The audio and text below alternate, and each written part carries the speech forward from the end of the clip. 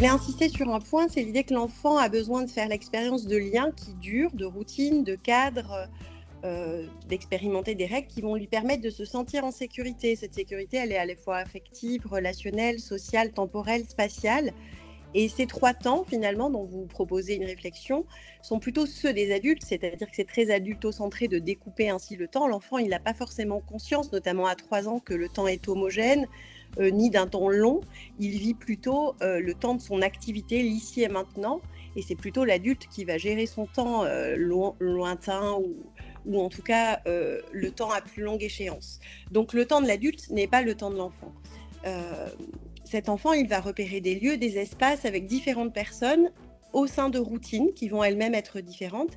Et ce qui est important, c'est l'univers familier dans lequel il évolue, avec l'idée que cet univers, il est familier, il est stable, il comporte des régularités. Et dans ce cas, les apprentissages, la confiance en soi sont possibles. Alors que lorsque son univers familier est chaotique, peu structuré, toujours changeant, il va avoir plus de difficultés justement pour apprendre et se développer.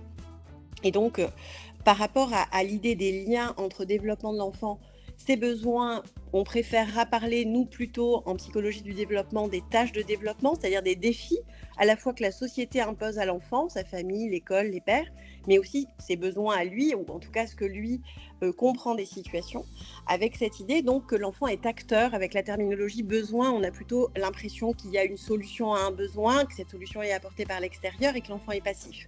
C'est pour ça que je préférais parler plutôt de tâches de développement. Donc une autre des questions, c'est effectivement comment l'enfant vit ce rapport au temps. Ce rapport au temps, il est long à se mettre en place, hein. Il faut une dizaine ou une quinzaine d'années avant que l'enfant maîtrise les concepts du temps de l'adulte, à savoir pouvoir estimer des durées, pouvoir faire des calculs temporels ou encore pouvoir se situer dans le temps. Donc ce temps, il met énormément de temps à être approprié par l'enfant et il dépend justement de toutes ces interactions, de tous ces liens précoces qui vont permettre justement des premiers rythmes qui sont fondamentaux pour que l'enfant puisse ensuite développer des notions plus complexes. L'autre élément extrêmement central, c'est le langage qui va permettre à l'enfant de se situer à la fois ici et maintenant, mais aussi avec des temps décalés par rapport à cet ici et maintenant. Donc notamment, par exemple, la temporalité de l'enfant autour de 4 ans, c'est plutôt la journée. Donc à la maternelle, c'est essentiellement le temps qui fait sens pour l'enfant, c'est le temps de la journée ou des moments de la journée, alors qu'ensuite, à l'école élémentaire, il va progressivement se repérer dans les jours, dans les mois, il va acquérir les heures par exemple, et l'année, c'est encore une conception assez abstraite pour les enfants de l'école élémentaire par exemple, quand bien même ils savent repérer quelques événements dans l'année. Donc les différents outils qui sont essentiels pour les enfants, pour qu'ils se développent, pour interagir avec les autres enfants et les adultes, c'est à la fois le langage qui est précieux. Ce langage, ça permet de dire, de partager, mais ça permet aussi de raconter, et c'est un outil essentiel donc pour temporaliser son expérience. Donc soutenir les expériences langagières à tout âge, c'est quelque chose de fondamental pour asseoir le développement de l'enfant. Ces expériences langagières, elles passent par des activités de jeu, des jeux de rôle, des jeux symboliques où l'enfant explore et développe son imagination, ses émotions. Il peut aussi faire des expériences décentrées, jouer à être quelqu'un d'autre que lui-même. Ça l'aide aussi à construire son rapport à lui-même et au temps.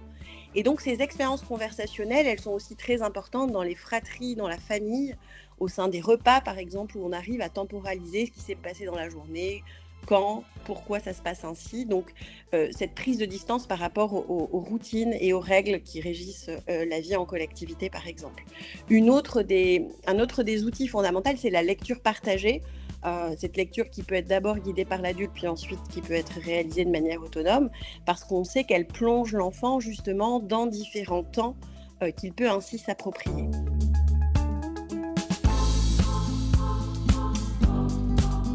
Proposer des espaces-temps qui permettent de donner la parole aux enfants, aux adolescents pour apprendre, par exemple à partir de leurs activités quotidiennes, et essayer de générer davantage d'espaces d'échange entre eux, les conseils d'enfants, les conseils citoyens, les interactions entre enfants, à privilégier en classe par exemple les débats, les focus group, le mentorat, le tutorat. On sait que ça favorise les apprentissages par le travail en groupe plutôt que de façon verticale, donc entre adultes et enfants.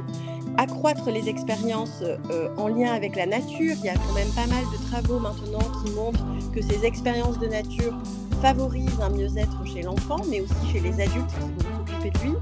Donc ça serait une première préconisation, disons. Et puis la seconde, c'est former les professionnels de l'éducation et de la santé au développement de l'enfant, à l'accompagnement aussi à la parentalité, parce qu'un enfant, ça n'existe pas tout seul, ça existe en lien avec les adultes, les premiers qui s'en occupent, donc les parents. Et puis développer la collaboration entre parents, enfants, école, ou entre parents, enfants et structures de loisirs, sport, activités culturelles, etc., afin justement de pouvoir transformer le rapport au temps des adultes pour transformer le rapport au temps des enfants. Donc apprendre à se former pour les adultes, c'est fondamental, aussi pour prendre le temps de mieux observer, mieux comprendre l'enfant, l'adolescent, c'est-à-dire pouvoir comprendre aussi les défis, les questions, les questionnements auxquels il est confronté depuis sa place et non pas depuis notre place d'adulte. Et enfin, pour terminer, un dernier message à ramener à la maison, c'est plus on donne de son temps à autrui et plus on en gagne. Il y a pas mal de recherches qui montrent en fait que lorsque vous avez cette sensation de ne pas avoir assez de temps, le fait de pouvoir partager ce temps avec les autres, de tourner votre activité vers autrui, ça va vous libérer ce sentiment de ne jamais avoir le temps, et ça accroît aussi votre sentiment d'auto-efficacité. Donc on sait que ce sentiment d'auto-efficacité, il va être très précieux pour apprendre et se développer. Donc donner de son temps, ça incite aussi à faire plus de choses dans le futur, à la fois pour soi et pour les autres. Donc cette capacité à se projeter dans le temps, elle est centrale dans notre société contemporaine. Je vous remercie de votre attention.